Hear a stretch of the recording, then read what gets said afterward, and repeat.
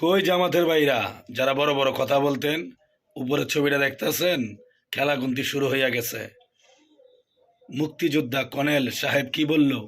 জামাত নির্বাচনের নামে আমাদের সাথে ধোঁকাবাজি করেছে।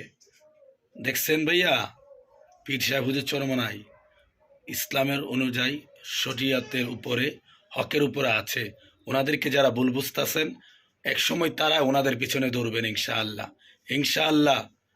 যারা কথা একটা বলে সকালে আর একটা বলে বিকালে, তাদেরকে বলা হয় মুনাফিক। কথা কাজে যাদের মিল নাই, তাদেরকে বলে মুনাফিক। খেলা শুরু হইয়া গেছে ভাই। এখন কি বলবেন? এখন কি বলবেন?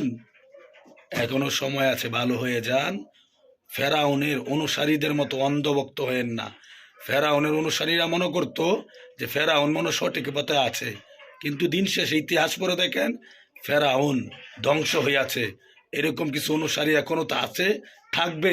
আপনাদেরকে বলবো, আল্লাহ আকল দিছে, মাথা খাটান, বিবেকটারে খাটান, একটু চিন্তা করেন, অন্ধকার থেকে আলোর পথে আসেন ইনশাআল্লাহ।